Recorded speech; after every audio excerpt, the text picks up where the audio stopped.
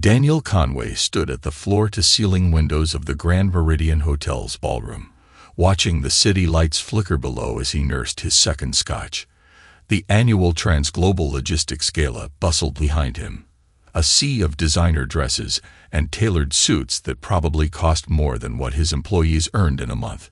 He ran his logistics division with precision and care, ensuring his 200 employees across 3 states had good benefits and fair wages, even if it meant smaller bonuses for himself. "Daniel, darling, you're not networking." Natalie's voice carried that familiar edge of disapproval. She appeared at his side in a red Valentino dress that had sparked their first real argument in months. Spending $1,000 for a single evening's wear had seemed excessive, but she'd insisted it was an investment in their future. "I've been talking with the Milwaukee team about implementing the new automated tracking system," Daniel replied, turning to face his wife. He noted how her carefully styled blonde hair caught the chandelier light. After 16 years of marriage, she was still stunning, but lately, her beauty felt like a carefully constructed facade. "Nobody wants to hear about work systems at a party." Natalie sighed, her green eyes already scanning the room. They stopped, brightening, and Daniel knew, without needing to turn, what, or rather who, had caught her attention. Richard Whittaker commanded the center of the room like a conductor before his orchestra. The new CEO's Harvard MBA and family connections had fast-tracked him to the top position 6 months ago, and he hadn't stopped reminding everyone since.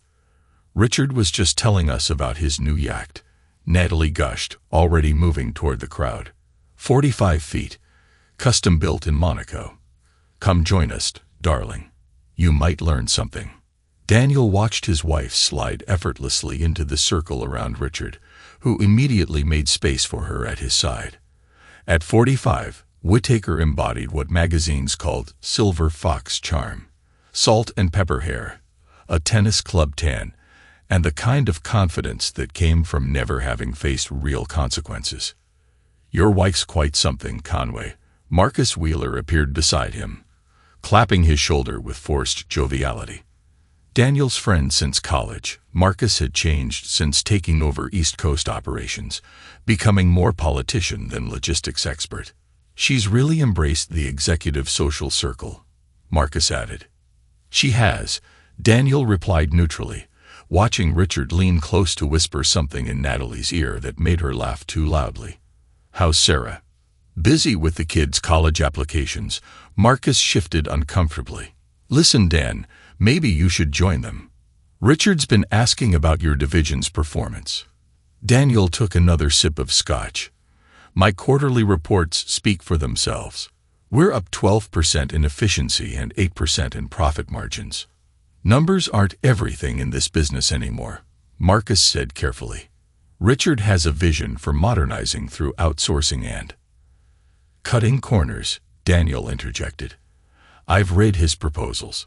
They'll gut our quality control and overwork our people."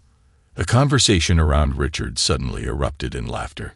Daniel caught fragments about someone's new summer house in the Hamptons. Then Natalie's voice rose above the others. "Oh, Richard, you simply must show us pictures of the yacht's master suite." Later that night, after a silent drive home in separate cars, Natalie had insisted on staying just a bit longer to discuss some charity event with Richard's circle. Daniel sat in his home office reviewing quarterly projections. The shared family iPad chirped with a message notification. He usually ignored Natalie's devices, but something, intuition or fate, made him glance at the screen. The message preview showed Richard's name and the words, "Missing you already, beautiful. Can't wait for." Daniel's hand was steady as he picked up the iPad. Natalie had forgotten to log out of her messages again, a careless mistake that seemed less like forgetfulness now. He scrolled through months of conversations, each message driving another nail into 16 years of marriage. "The beach house is free this weekend. Marcus won't be using it. That dress today. You're torturing me in meetings. Daniel's so boring at these events. You deserve someone who can match your sophistication." The front door opened and closed. High heels clicked on hardwood. Daniel didn't turn when Natalie appeared in the office doorway. "You're still up." Her voice held artificial lightness. "It's past midnight." "How long?" Daniel kept his voice level, turning the iPad screen toward her. Natalie stiffened for just a moment. Then her shoulders relaxed. A small, cruel smile played at the corners of her mouth. "Does it matter?" "Months, since Richard took over, with Marcus's help, using his beach house." Daniel stood slowly.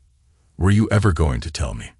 Eventually, Natalie stepped into the office, her expensive perfume filling the space.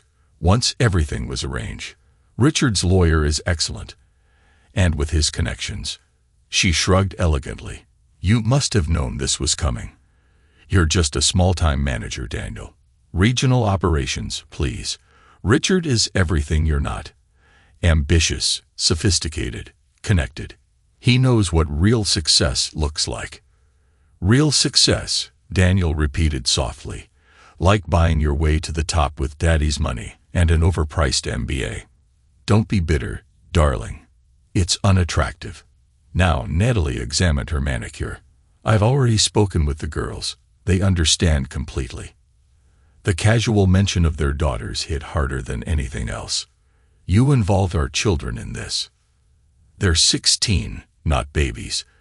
Emily and Lucy know what's best for them." Natalie's smile widened. "Richard's already looking into summer programs in Switzerland for them. The kind of opportunities you could never provide." Daniel sat back down at his desk, his voice deadly calm. "Get out of my office. We'll discuss this with lawyers present." Natalie replied smoothly. "Gladly." She turned to leave, then paused. "Oh, and Daniel, Richard's lawyer will be in touch about the house. We'll need you to move out by the end of the month. The girls shouldn't have to deal with awkwardness." The betrayal spread through Daniel's life like poison, revealing rot in relationships he had thought solid. Marcus Wheeler, his friend of 20 years, avoided his calls for a week before finally agreeing to meet at their usual bar. "I should have told you," Marcus admitted, not meeting Daniel's eyes. "But Richard, he's the future of the company, Dan. Sarah and I have the kids' college to think about, and his plans for restructuring. Save it." Daniel's voice could have frozen hell. 20 years of friendship, and you helped him screw my wife. Was lending them your beach house part of your promotion package? Marcus flinched. "It wasn't like that. Natalie said you two were already having problems." "We weren't." Daniel stood, dropping cash on the bar. "But we sure as hell have them now. Goodbye, Marcus. Good luck with the restructuring." His sister Catherine was next. They met at her favorite cafe, where she'd insisted on buying him coffee to talk things through. Catherine had always been the family mediator, the reasonable one. But today, her tone felt like sandpaper on raw skin. "You have to understand, Danny," she began, stirring her latte. Natalie was feeling trapped. Richard opened her eyes to a whole different world. Country clubs, charity galas, real society. I just helped her navigate it a bit, showed her and the girls around. "While she was cheating on your brother," Daniel replied, his coffee sitting untouched. "How long have you been playing her guy?" "Half." Catherine had the grace to look uncomfortable. "The girls loved it. You should see them at the club, D. They've made such wonderful connections." "Connections," Daniel cut her off. "That's what we're calling it now. Tell me, does your husband know you helped destroy your brother's marriage for country club access?" "That's not fair," Catherine protested. "I was thinking of the girls' futures. Emily and Lucy deserve to learn that betrayal is acceptable if the price is right." Daniel stood, his chair scraping back. "You're their aunt, Catherine. You were supposed to protect them, not help corrupt them." The final blow came during what was supposed to be a family dinner with the twins. Daniel had made their favorites, Emily's chicken parmesan and Lucy's fettuccine alfredo, hoping food might bridge the growing chasm between them. Instead, Lucy spent the first 20 minutes texting under the table, occasionally showing Emily something that made them both giggle. When Daniel asked about school, Lucy finally looked up, her expression a perfect mirror of Natalie's earlier cruelty. "Actually, Dad, we need to talk." "Talk about what?" Daniel set down his fork. Lucy placed her phone down with deliberate care. "Uncle Richard." "The first time you've called him Uncle Richard in front of me," Daniel interrupted. "Go on." Lucy's voice sharpened. "He says we should probably switch to Lancaster Prep. All his friends' kids go there. And it's much more prestigious than Westfield." "Uncle Richard," Daniel repeated quietly. "Since when do you call him that?" "Since he started acting more like a father than you ever did," Lucy shot back. "He actually cares about our futures. He's taking us to Paris for spring break. Did you know that? While you're stuck here obsessing over your boring logistics job." "Lucy," Emily spoke for the first time, her voice uncertain. She had always been the more sensitive twin, more attuned to others' feelings. "No, Em, he needs to hear this," Lucy insisted, leaning forward. Her 16-year-old face was hard with practiced disdain. "We want to live with Mom and Richard. We shouldn't waste time with losers like you." "Richard says a lot of things." Daniel's voice could have cut diamond. "Tell me, Lucy, did your mother and Uncle Richard explain exactly how their relationship started? About the months of lying? Using Marcus's beach house for their meetings? Mom said you tried to turn us against them," Lucy said, standing up so abruptly her chair scraped loudly. "Come on, Emily. Richard's driver is waiting outside anyway. We're done here." Emily hesitated, looking between her sister and father. For a moment, something like regret flicked across her face.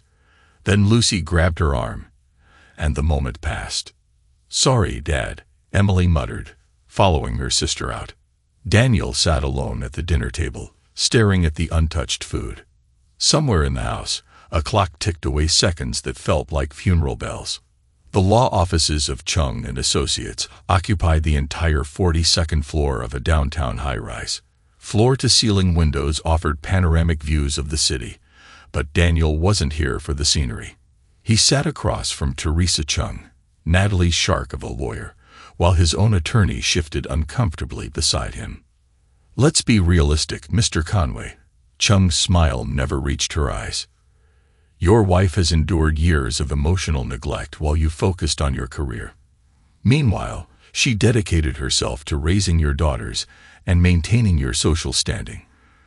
The courts will take that into consideration." "Emotional neglect," Daniel's lawyer, James Foster, sputtered. "Mrs. Conway engaged in a months-long affair." "Allegedly," Chung cut in smoothly, "and even if true, one could argue it was driven by Mr. Conway's persistent absence and inability to meet his wife's emotional needs. The children's testimony will support this." "You're putting my daughters on the stand." Daniel's voice was dangerously quiet. "Emily and Lucy are old enough to speak to the court about their experiences," Chung said, shuffling some papers. "They have very clear memories of missed ballet recitals, abbreviated family vacations, and endless work calls. Because I was supporting their private school tuition and their mother's designer wardrobe," Daniel replied evenly. "Tell me, Ms. Chung, will you also be presenting evidence of how that affair began? The text messages, Marcus Wheeler's beach house receipts." Chung's smile tightened fractionally. "Mr. Conway, let's be civilized. Your wife is prepared to be generous. You can keep your retirement accounts, and we won't seek alimony if you agree to surrender the house and primary custody." "Generous," Daniel leaned forward, his tone cutting. "She cheats on me, turns my children against me, and you call that generous?" "Daniel," Foster warned quietly. "The girls have already expressed their preference to live with their mother," Chung continued. "Given their age, the court will likely honor that. Fighting this will only drain your resources and traumatize your children further." "Sign the agreement, Mr. Conway," Chung concluded, her tone cool. "Walk away with some dignity." The courtroom was worse. Natalie sat beside Richard, both perfectly groomed and coordinated in expensive suits. She had even coached the twins on their appearance. Emily and Lucy wore matching blue dresses that made them look younger, more vulnerable. Lucy's testimony came first, delivered with practiced precision. "Dad was never really there for us," she declared, her eyes wide with rehearsed sadness. "He missed my ballet recital for a business meeting. When Mom and Richard started spending time together, it was different. Richard really listens. He makes time for family." Emily followed, less polished but equally damaging. "Dad's always been distant," she said, not quite meeting his eyes. "More interested in his work than us. Richard helps us with college planning, introduces us to people who matter." The judge's ruling felt like a formality. Daniel lost the house he had spent 15 years paying for, primary custody of his daughters, and most of their joint savings after Natalie's lawyer successfully argued to maintain the children's standard of living. Only Glenn Wynn, from the Logistics Technology Department, showed any loyalty. He helped Daniel find a small apartment and quietly shared internal reports about Richard's management decisions. "He's gutting quality control," Glenn reported over beers in a dive bar far from their usual haunts. "Outsourcing everything he can, cutting corners on safety protocols. The board's eating it up because short-term profits are up, but it's going to implode eventually." "Eventually doesn't help me now," Daniel replied, staring into his glass. "No," Glenn agreed, "but knowledge is power, my friend. And I've got copies of every bad decision he's making. Just keep them somewhere safe. You never know when having friends in the right places might matter." Daniel nodded slowly, thinking of his automated logistics system plans still saved on his personal laptop. "You're right, Glenn. You never know." The empty apartment echoed with each keystroke as Daniel worked late into the night. 3 months after the divorce, he had transformed the spare bedroom into a makeshift office with whiteboards covering the walls and a dual-monitor setup on a simple IKEA desk. His laptop displayed complex flowcharts of the logistics management system he had conceptualized years ago, but never had time to develop. Another internal report from Glenn landed in his encrypted email, more evidence of Richard's systematic dismantling of Transglobal's quality controls. Each document painted a picture of impending disaster. Safety protocols ignored, experienced staff replaced with cheaper alternatives, maintenance schedules stretched beyond industry standards. "Patient zero of corporate cancer," Daniel muttered, adding the new data to his growing archive. A notification popped up. Another Instagram post from Lucy, tagged at Richard's Hamptons estate. The photo showed his daughters in designer swimwear on a yacht, champagne glasses raised. The caption read, "Living our best life with Dad 2.0 hashtag, blessed hashtag luxury life." Daniel's jaw tightened. 16-year-olds drinking champagne on a yacht with their mother's affair partner, it perfectly encapsulated everything wrong with Richard's world. He closed the tab without commenting. They'd learn about consequences soon enough. His phone buzzed with a text from Catherine. "Danny, please. The girls miss you. Richard's taking them to Monaco next week." Delete. Block. His sister had chosen her side, trading family loyalty for country club access. The apartment's ancient coffee maker chose that moment to die with a final protesting gurgle. Daniel grabbed his laptop bag and jacket, heading for the 24-hour coffee shop 3 blocks away. The night air felt clean, washing away hours of screen glare and code. The collision happened just outside the coffee shop door. Lost in thoughts about system architecture, Daniel didn't notice the woman juggling her laptop bag and coffee until it was too late. Her coffee splashed across his laptop bag, and her research papers scattered across the sidewalk. "I'm so sorry," she said, dropping to her knees to gather the papers. "I was reviewing research notes while walking." Terrible habit. As Daniel helped collect the papers, he noticed complex behavioral flowcharts and psychological analyses of corporate structures. One diagram particularly caught his eye. It perfectly mapped the dysfunction he had witnessed at Transglobal. "These are fascinating," he said, studying a chart. "Corporate hierarchy impact studies. This pattern here, it's exactly what I saw happen when our new CEO took over." Yes, she looked up, revealing intelligent eyes behind simple frames. I'm Dr. Olivia Blake, an industrial psychologist at State University. I'm researching how corporate structures influence human behavior and efficiency. She tilted her head, studying him. You understand these models. Daniel Conway, former regional operations manager at Transglobal Logistics. He handed her the papers. Your research on hierarchical resistance to innovation. It matches patterns I've seen throughout my career. Most systems fail because they ignore human factors. Inside the coffee shop, under fluorescent lights that made midnight feel like noon, Daniel found himself explaining his vision for logistics. Olivia asked sharp, insightful questions that forced him to refine concepts he thought were finished. The fundamental flaw in most logistics software, she said, sketching rapidly on a napkin, is assuming human beings operate like machines. They don't. People resist change, not because they're stubborn, but because most systems ignore basic psychological needs for autonomy and competence. Exactly. Daniel pulled out his laptop, showing her his preliminary designs.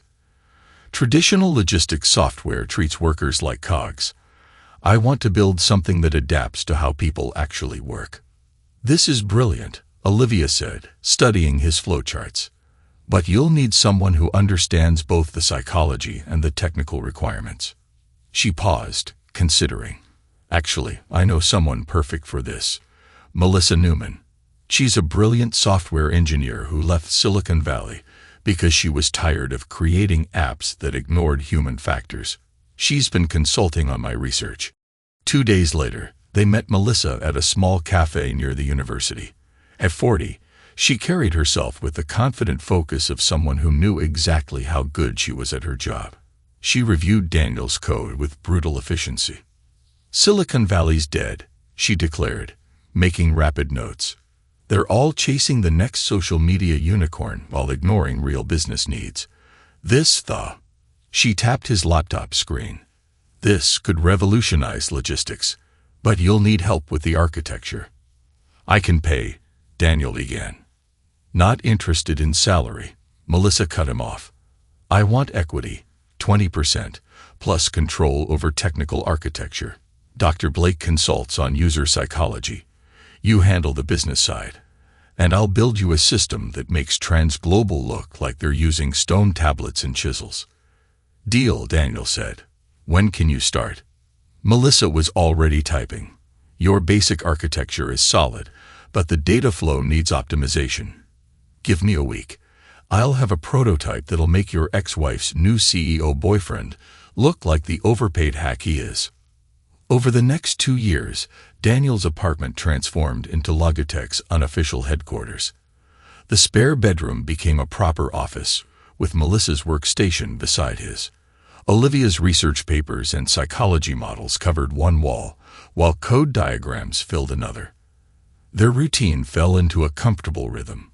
Mornings began with coffee and market analysis, afternoons were for coding and testing, and evenings stretched late into the night as they refined their system, fueled by takeout and sheer determination.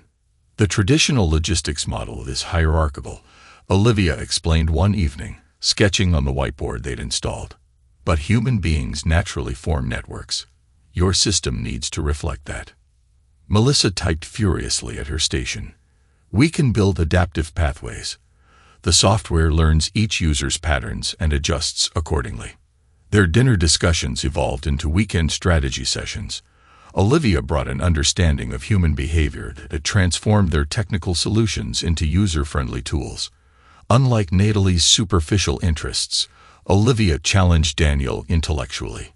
Her insights forced him to rethink assumptions about business and technology. Glenn continued feeding them information about Transglobal's declining service quality.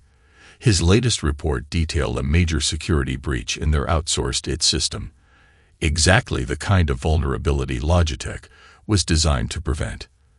Their first break came through Glenn's connection to Regional Retail Solutions, RRS, a mid-sized chain frustrated with Transglobal's performance. Sarah Chun, RRS operations director, agreed to meet them after another failed delivery nearly cost them a major contract. Their delivery times are worse than ever, Sarah complained during their presentation. Richard Whittaker keeps talking about modernization, but nothing improves. Last week, they lost an entire shipment of perishable goods because their tracking system failed. Daniel laid out Logitech's prototype. It will reduce your logistics costs by 40% in 3 months, or the trial period is free. Our system adapts to your existing workflows instead of forcing your people to change how they work. 40%? Sarah looked skeptical. Transglobal promised 20 and delivered nothing. Transglobal is running on outdated systems and cutting corners, Daniel replied. We built Logitech from scratch, specifically for companies like yours. Give us 3 months. If we fail, you lose nothing. 2 months later, RRS's logistics costs had dropped by 35%.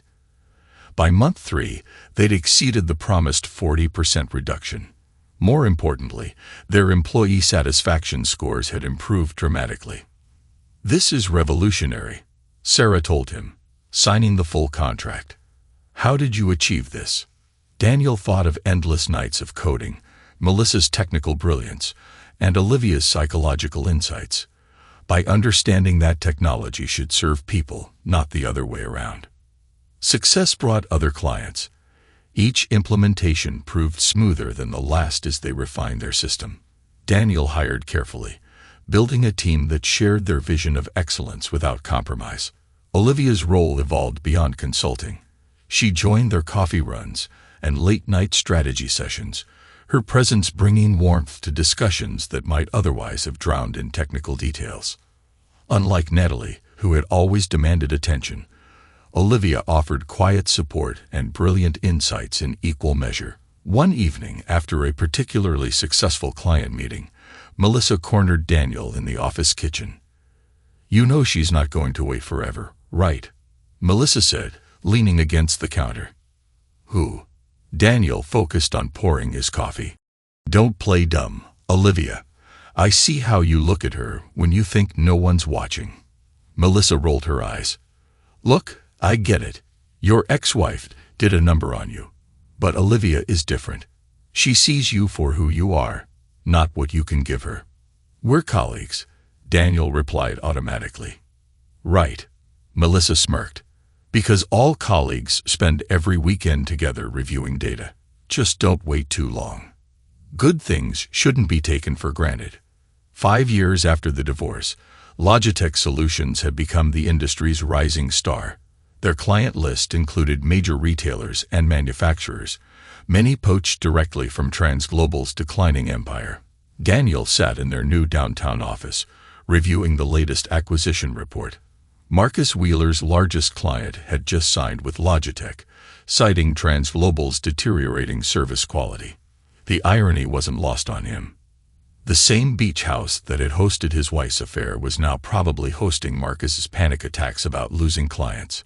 His phone buzzed with a message from Catherine. Danny, please call me. I didn't understand what Natalie was really like. The girls miss you. Family should stick together. Daniel drafted a short reply. Understanding seems to come easier with success. Please don't contact me again. A knock at his door interrupted his thoughts. Olivia entered, carrying fresh coffee and a stack of research papers. Our latest user interface study results are in, she said, setting the papers down. The adaptive learning algorithms are showing a 98% satisfaction rate, better than expected. Daniel accepted the coffee, their fingers brushing briefly. Your research on corporate psychology transformed our system. The system was already brilliant, Olivia replied, settling into her usual chair. I just helped make it more human. She paused, studying him. I saw Catherine's message on your phone. Old habits die hard, Daniel said. Success makes people reconsider their choices. Does it make you reconsider yours? Olivia asked softly. Daniel met her gaze. Every choice I've made since the divorce has led me here. I wouldn't change any of them. They worked late again, reviewing implementation strategies for their newest clients. The office gradually emptied, leaving them alone with the city lights spread out below. "Move in with me," Daniel said quietly, watching Olivia analyze data flows. "You practically live at my apartment anyway, between late nights and weekend sessions. Make it official." Olivia looked up, her expression serious. "Are you sure? We've never really talked about." "I'm sure," Daniel said, his tone steady. "You've never tried to change me or demanded I become something I'm not. You challenge me to be better while accepting who I am. That's worth more than all the yachts and country club memberships in the world." A slow smile spread across Olivia's face. "In that case, yes. But we're getting a bigger apartment. Your current one is 90% whiteboards." 93%, Daniel corrected, drawing her close. Melissa measured them with a smug grin the next day when they told her. "About damn time," she remarked, adjusting her tablet as she reviewed client contracts. "Now, can we finally focus on beating the pants off Transglobal without all this unresolved tension clogging up the workspace?"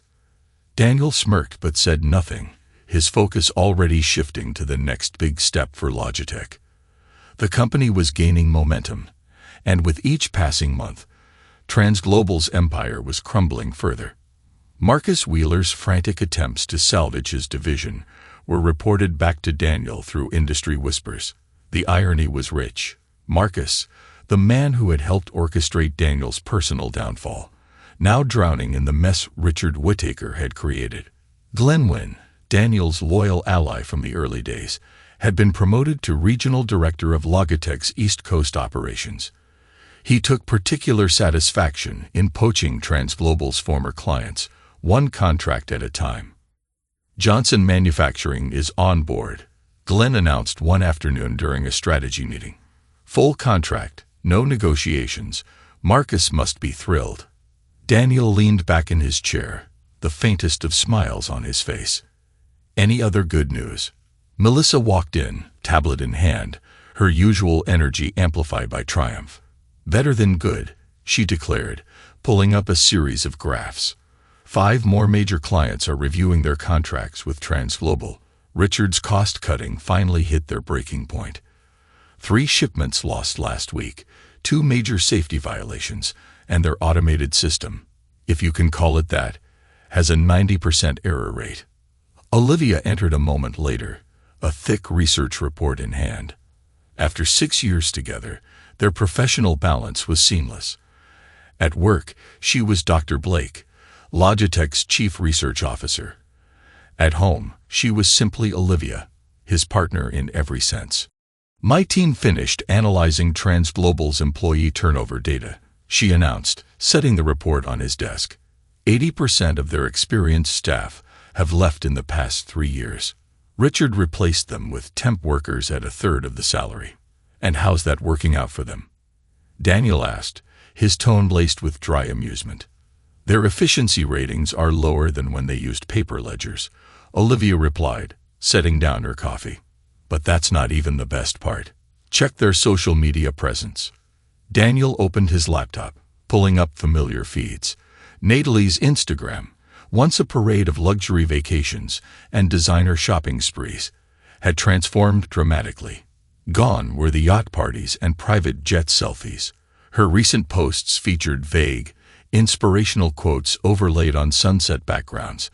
"True wealth lies within, and sometimes life's greatest storms bring us where we need to be."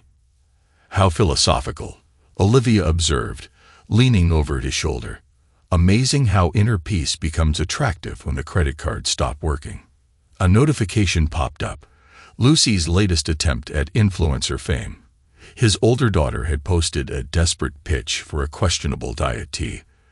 The post had garnered exactly 12 likes, down from the thousands she once commanded when Richard's money funded her lifestyle.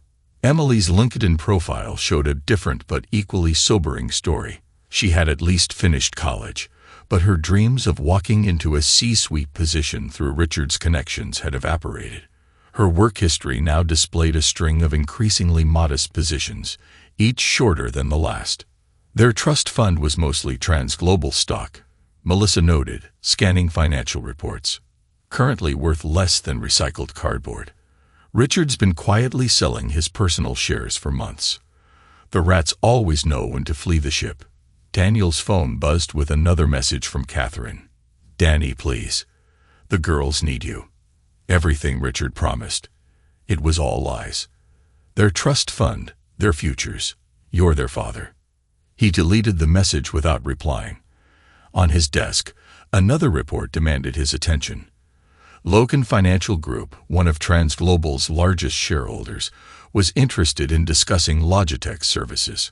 "Set up the meeting," Daniel instructed Melissa, "and have legal prepare acquisition documents. When Transglobal declares bankruptcy, I want first position on their assets."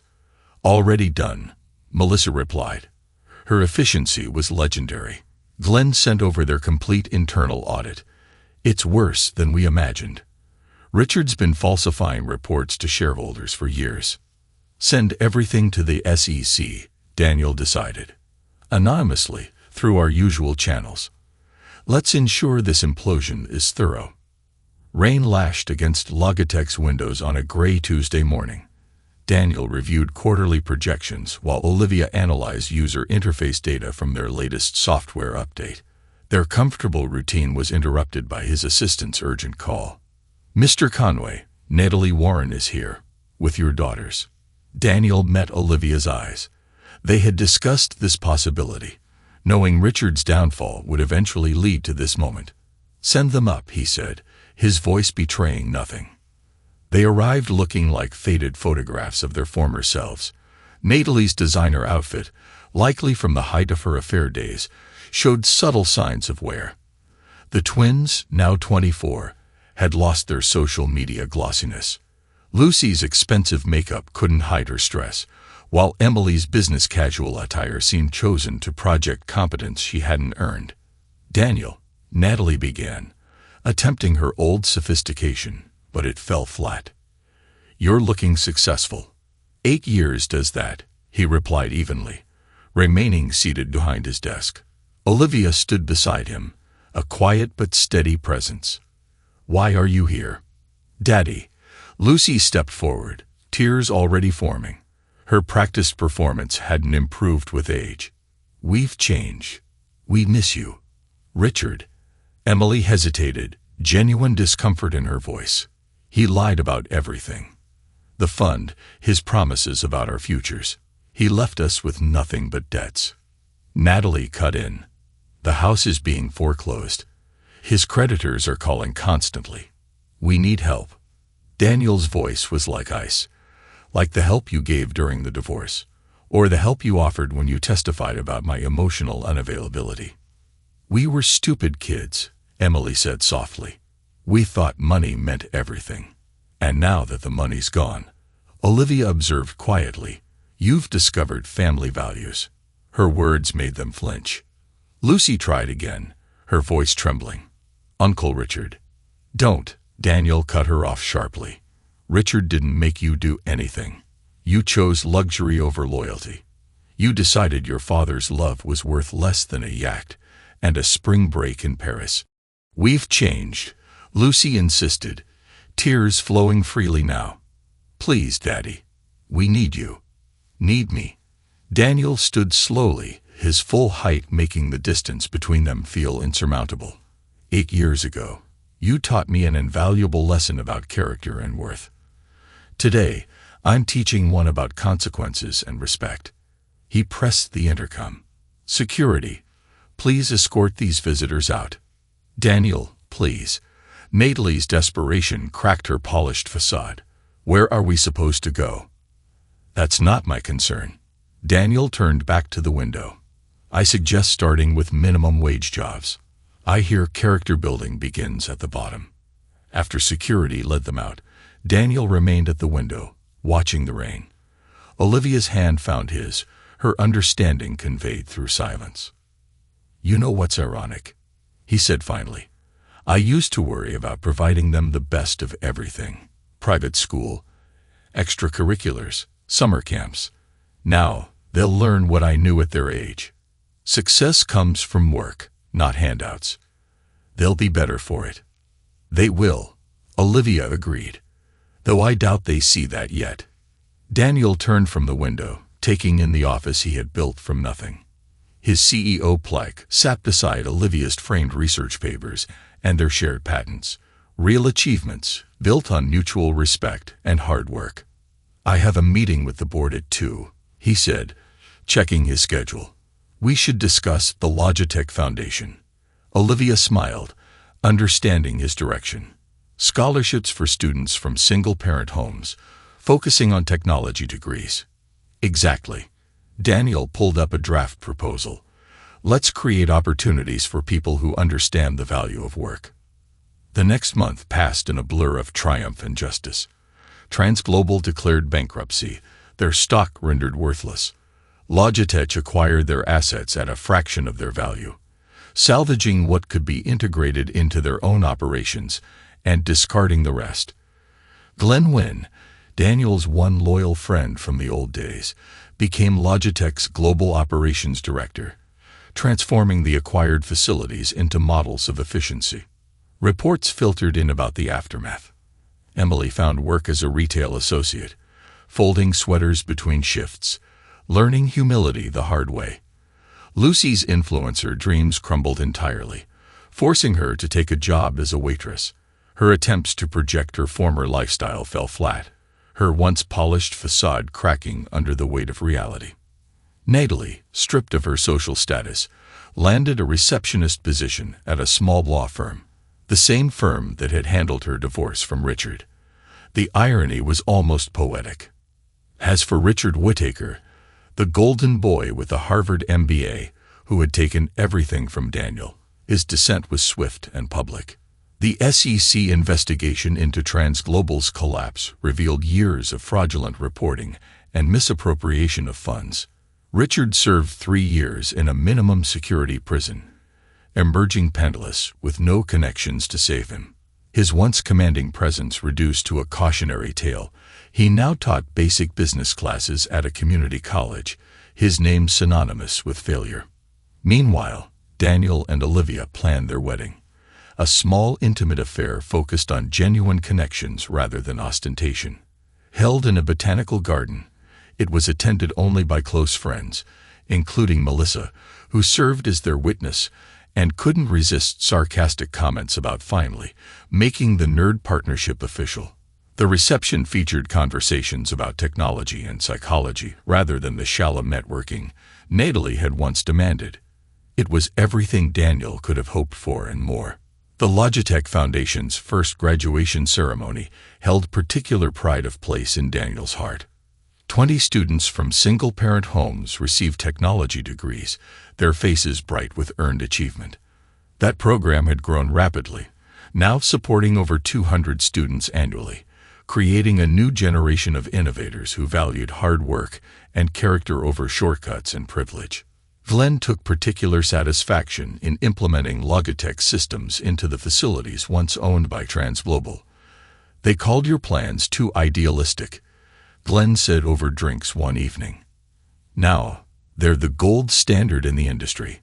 Marcus Wheeler would choke if he saw the efficiency ratings were pulling out of his old divisions.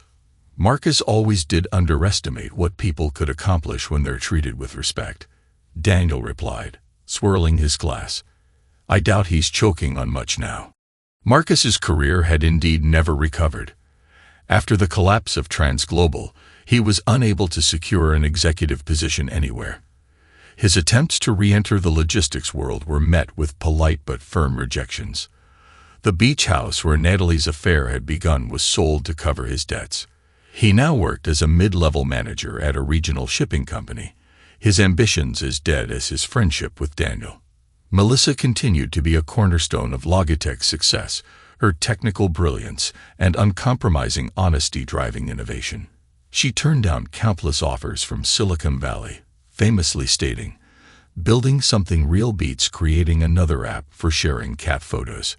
Her collaboration with Olivia on user-friendly interfaces set new standards in enterprise software, making Logitech the name every logistics manager trusted.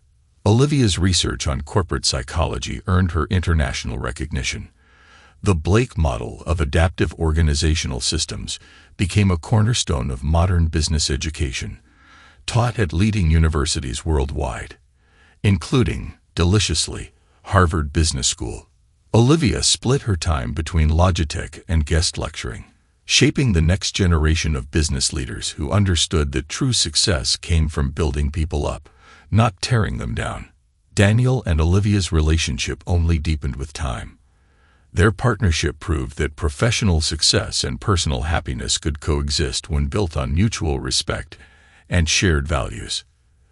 They traveled extensively, not for show, but to meet with foundation scholars and explore new ideas for expanding their impact. Each trip reaffirmed their belief in creating opportunities for those willing to work for them. One morning, as Daniel reviewed applications for the next round of scholarships, a familiar name caught his attention. Angela, Lucy's daughter. The application was brutally honest about their circumstances. Angela was being raised by a single mother working as a waitress, but her essay demonstrated a genuine understanding of hard work and a passion for technology.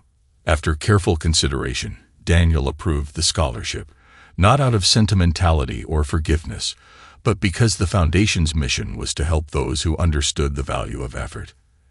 Angela would never know her grandfather had ensured she would have the chance to earn, not be given, a better future. The final irony came when Harvard Business School invited Daniel to give a guest lecture on ethical business leadership. Standing at the podium where Richard Whittaker had once learned his shallow lessons on success, Daniel spoke about the true meaning of greatness. Success isn't about what you take, Daniel told the room of bright young minds. It's about what you build. It's about character, commitment, and the courage to create something meaningful, even from life's hardest moments. The wheel of karma had turned fully, teaching lessons about character and consequences that no amount of money could buy. In the quiet moments between triumphs, Daniel and Olivia often reflected on how destruction had led to creation, and how the best revenge had never been about watching others fall. It had been about building something better, something lasting. Logitech, the Foundation, their marriage, all stood as testaments to the truth that real success is earned, not inherited. A decade after that rainy day in his office, Daniel Conway stood in Logitech's newly expanded headquarters, now occupying the entire building where Transglobal's offices had once dominated the skyline. Photographs of his journey adorned the walls. His wedding to Olivia, Melissa's first prototype, the Foundation's first graduating class. Each image told a story of triumph not over others, but over the circumstances that had once threatened to define him. As he looked out over the city, Daniel reflected on the path that had brought him here. The greatest victory wasn't the collapse of those who had betrayed him. It was the rise of something far greater.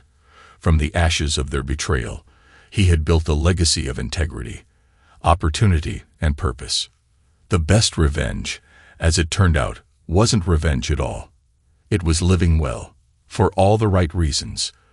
The years that followed saw Logitech's influence grow beyond even Daniel's initial vision. The company expanded globally, not just dominating the logistics industry, but setting new benchmarks in supply chain management, employee satisfaction, and client success. Under Olivia's guidance, their research division became a powerhouse, constantly improving the software's adaptability and human-centered design. Melissa's technical leadership transformed their systems into the most reliable and innovative in the industry.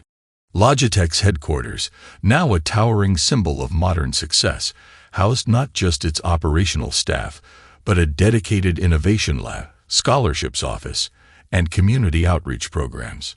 Daniel and Olivia remained at the heart of it all, their leadership grounded in the values of fairness, hard work, and respect.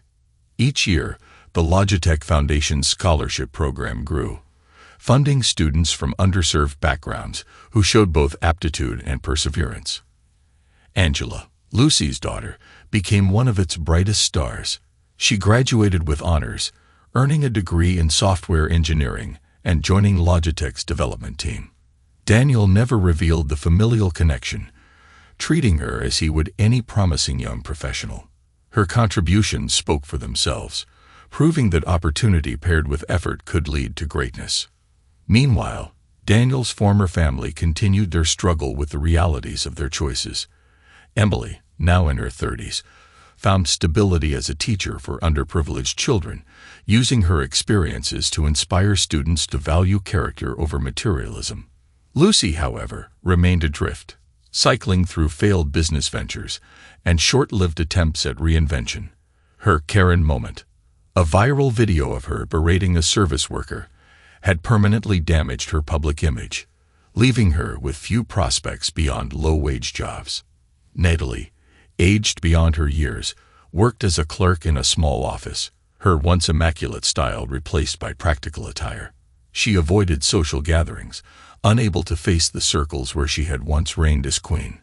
Richard Whittaker's downfall became a case study in every business ethics class. His name, once synonymous with prestige, now stood as a warning of the dangers of greed and arrogance. Unable to find meaningful work, he eked out a meager living giving guest lectures at community colleges, his audience dwindling with every passing year. The turning point came when Daniel, Olivia, and Melissa were invited to deliver the keynote address at an international tech and innovation summit.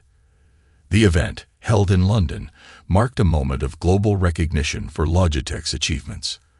As Daniel stood before an audience of thousands, he reflected on the journey that had brought him there.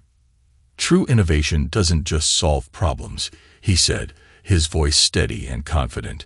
"It empowers people. At Logitech, we believe in creating systems that work with human nature, not against it. Technology should adapt to people, not force people to adapt to technology." And in life, as in business, the most enduring success comes from building something meaningful together. The applause was thunderous, and as he stepped off the stage, Olivia took his hand. "You've come a long way," she said with a smile.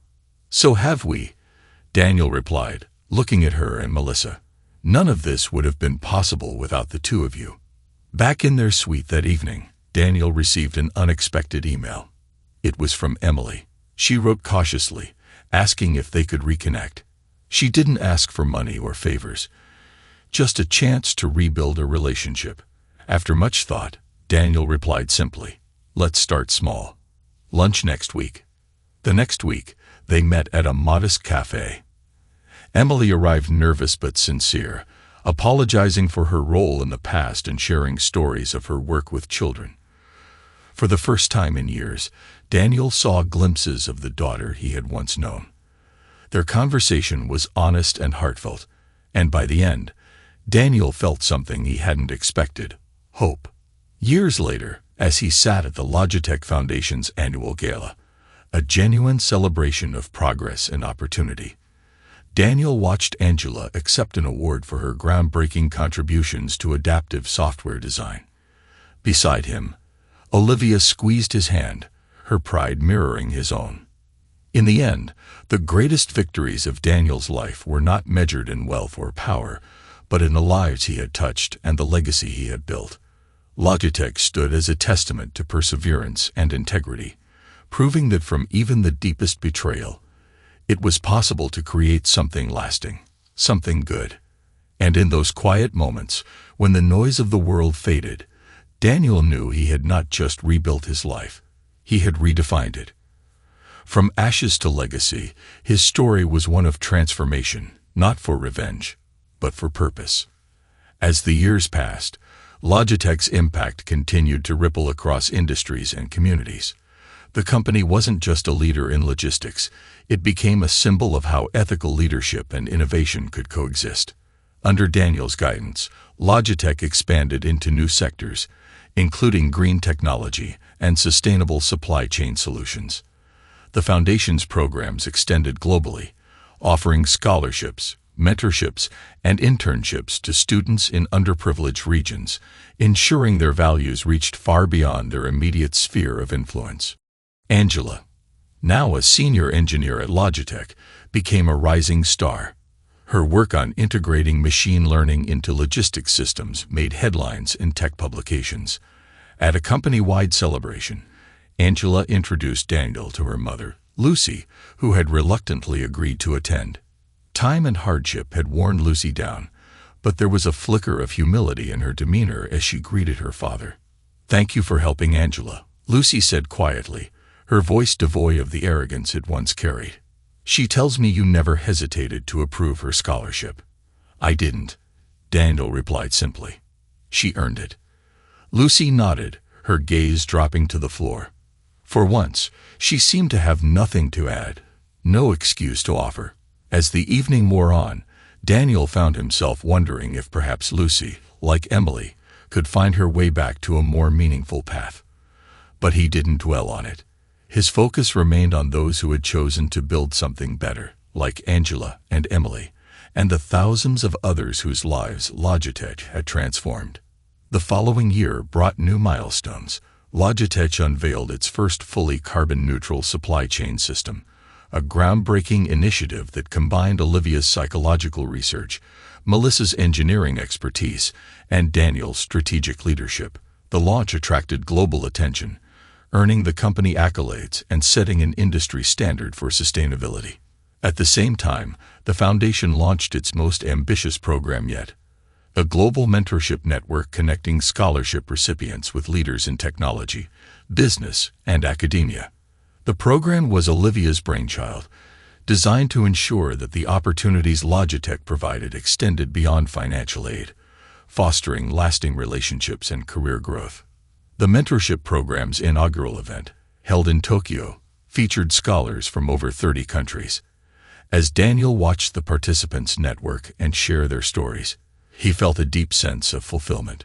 The vision he and Olivia had nurtured together was no longer just theirs, it belonged to the world.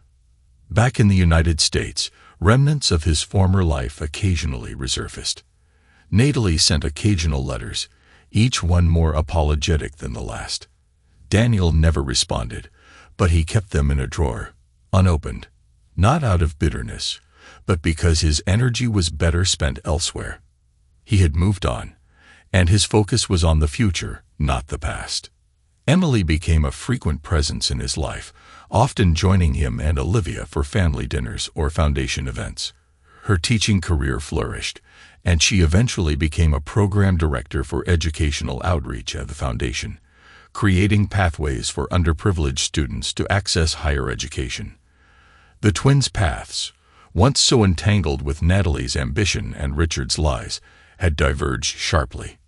One day, while reviewing a quarterly report in his office, Daniel received a call from Glenn. "You're going to want to see this," Glenn said, his voice tinged with satisfaction. Richard Whittaker just declared personal bankruptcy. Daniel leaned back in his chair, processing the news. The man who had once boasted about his yachts and private jets was now penniless, his name a permanent fixture in cautionary tales about corporate greed and arrogance. "Guess the wheel finally turned all the way," Daniel said with a faint smile. "It always does," Glenn replied. "But we've got bigger things to worry about." The European division hit a 15% efficiency gain this quarter. "Looks like we're going to need to expand the infrastructure again." "Let's make it happen," Daniel said. "Thanks, Glenn." As he ended the call, Daniel glanced at the plaque on his desk, a gift from Olivia. "The best revenge is building something better." It was a constant reminder of the journey they had taken together and the legacy they were creating. 10 years after Angela's first scholarship, she stood on stage at a major tech conference, delivering a keynote speech about her latest innovation in logistics AI. Daniel and Olivia watched from the audience, their pride evident. Melissa, sitting beside them, leaned over and whispered, "Well, looks like the next generation is taking over." "That's the idea," Daniel replied with a grin. After the event, Angela approached Daniel, holding the award she had just received. "I couldn't have done this without you," she said, her voice steady with gratitude. "You did this because you worked for it," Daniel replied. "The opportunities were there, but you earned every bit of it." Angela nodded, her determination shining through. "I want to keep paying it forward. I want to help expand the mentorship program and bring it to more countries." "You've got our full support," Olivia said warmly. "Let's build it together." That evening, as they walked through the city, Daniel reflected on how far they had come. From the ashes of betrayal, he had built not just a company, but a legacy of integrity, opportunity, and innovation. Logitech was no longer just a business. It was a movement, a testament to what could be achieved when values and vision aligned. Standing on a bridge overlooking the city lights, Olivia took his hand. "Do you ever think about how different things could have been?" "Sometimes," Daniel admitted, "but not with regret. Every choice, every setback, led us here. And here is exactly where I want to be." As they stood together, the future felt bright, not just for them, but for the countless lives they had touched. And for Daniel, that was the greatest victory of all. Years passed, and Logitech's influence only deepened, becoming a cornerstone of ethical innovation in global industries. Under Daniel's leadership, the company's ethos remained steadfast. Technology and humanity should work in harmony, not opposition. As Logitech expanded into new territories, healthcare logistics, disaster relief systems, and even renewable energy supply chains, it became clear that their mission extended far beyond profits. The foundation, too, grew exponentially. Its reach spanned continents, funding education, community infrastructure, and even small business initiatives in underserved regions. Scholarship recipients became leaders in their fields, many returning to mentor the next generation. Angela, now head of adaptive systems engineering at Logitech, spearheaded a groundbreaking collaboration with NGOs to use their technology in developing nations. Her program optimized supply chains for food distribution and medical aid, saving countless lives. Angela's mother, Lucy, had begun to rebuild her own life. After years of instability, she found a small but meaningful role in community outreach, inspired by the transformation she saw in her daughter. Though her relationship with Daniel remained distant, Lucy had finally started to understand the values he had built his life around. It was slow progress, but it was progress nonetheless. Emily, now happily married and raising a family of her own, had found her calling in education. Her work with the foundation brought her to schools and communities across the country, advocating for programs that bridged the gap between opportunity and access. Each success story felt personal to her, a chance to create the opportunity she once took for granted. For Daniel and Olivia, life was full, not just with their work, but with the quieter joys of partnership. They traveled often, not just for business, but to explore the world together. Their shared curiosity and mutual respect formed the bedrock of a life that felt richer than either could have imagined.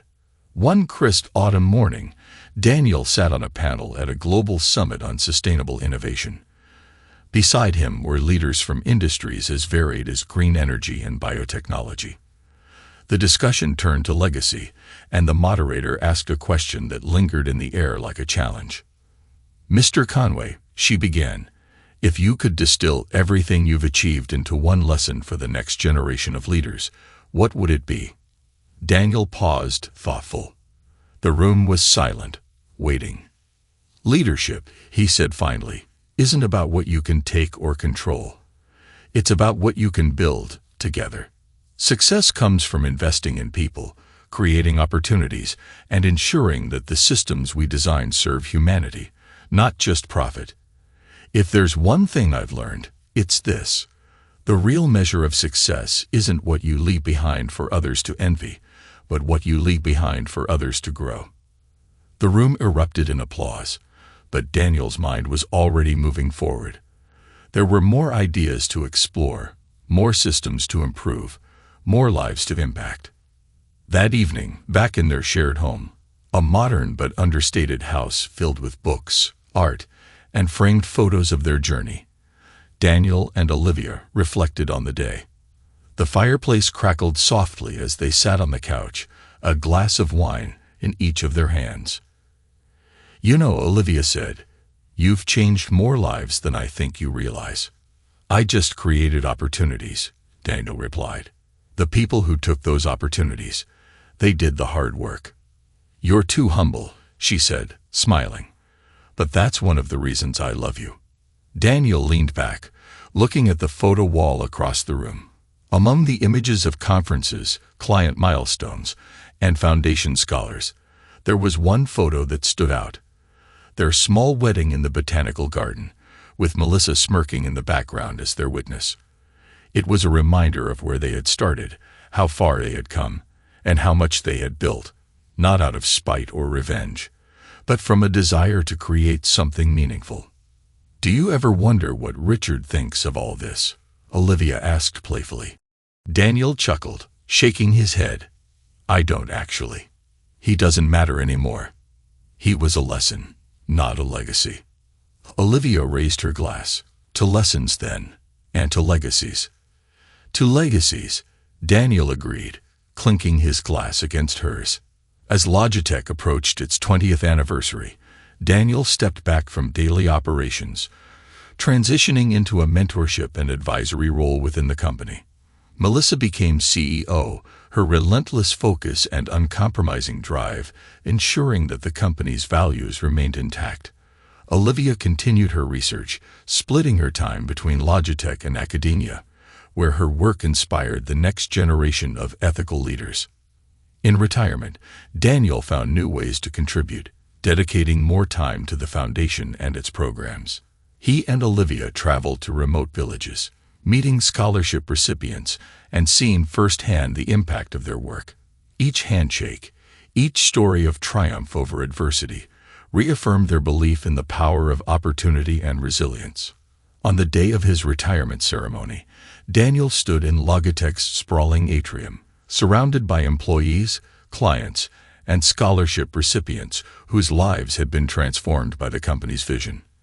Melissa gave a heartfelt speech, recounting their early days in his tiny apartment, scribbling ideas on whiteboards and eating takeout. Olivia spoke next, her voice steady with pride as she described the legacy they had built together. When it was Daniel's turn to speak, he kept it brief. "I started this journey thinking success was about proving people wrong," he said. "But I learned that real success is about proving what's possible. And everything we've achieved here, everything you've achieved, is proof that when we work together, we can build something far greater than ourselves." The applause was deafening, but Daniel's focus was on the faces in the crowd, people who had shared his vision, who had worked tirelessly to make it a reality, and who would carry it forward long after he was gone.